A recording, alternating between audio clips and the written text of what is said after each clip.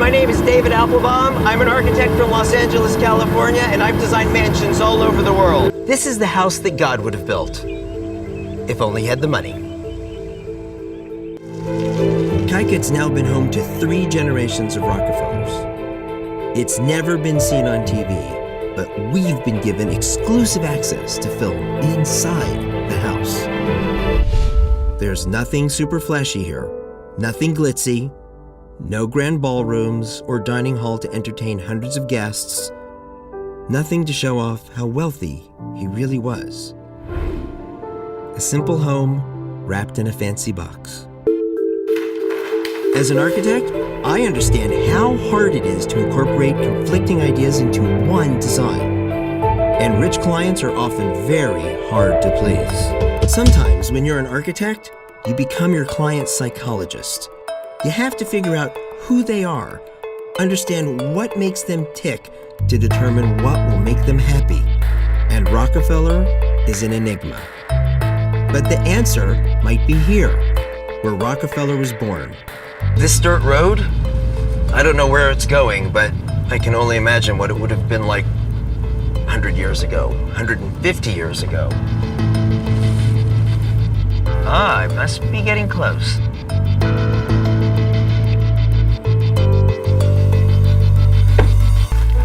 Whoa! Well, clearly I found something. 4 stone walls. This must be the basement to the house that John D. Rockefeller Sr. grew up in. It's quite clear to me that this house was built in 2 phases. To the left, we have a very simple 2-room clapboard house in which Sr. was born. And then, to the right, we have an addition. It's 1.5 stories, and it's quite modest. But inexperienced architects and powerful clients are a dangerous combination. Having young, inexperienced architects would be a great way for Senior to impose his taste onto them. At the root of it all was this disastrous architectural hodgepodge of a plan. But for an architect, plans like these are like a crime scene, full of clues indicating what went wrong. And if you're lucky, they can be a window into the minds of the clients.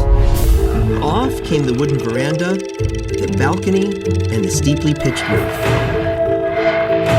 A new 3rd floor was added for guest bedrooms, and a 4th floor for servants. The wooden veranda was replaced with an elegant stone loggia, and the new roof provided more headroom, as well as a striking silhouette. Junior bought an expensive statue that his father felt to be frivolous. Cost $70,000 then, that's $2 million today. Senior thought it was an extravagance. Well, no one knew if it was Greek, Roman, or a fake. Of all the features Junior introduced to Kiket, this was the greatest. Meet Oceanus, titan of the seas, and below him the 3 ancient rivers, the Euphrates, the Ganges, and the Nile.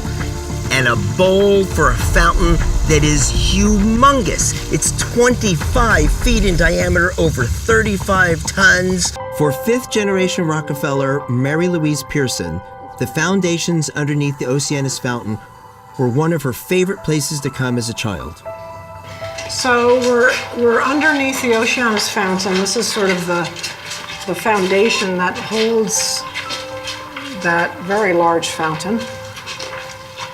I just can't imagine how they would have even figured out how much structural support something like that needed. I mean, that was heavy. And then when your father took over, I believe he took this bookshelf. Yes, and he made it a more family. He made it a more room for family, not just for himself. And I think you'll find that this television set didn't quite fit. And there's a can of Campbell's green pea soup. How do you like that? Holding the television set up. I think that's a wonderful joke. Actually, he was a bit of a techno geek. So Kiket 2 is packed full of the latest innovations. Being able to build your own house is a unique way to make a statement about who you are. The story of this mansion is a window into the most intimate aspects of a builder's personalities, into the complex, private relationship between a father and son, into the evolution of a family, and the formation of a legacy. A legacy that continues to inspire and transform those lucky enough to wander these grounds.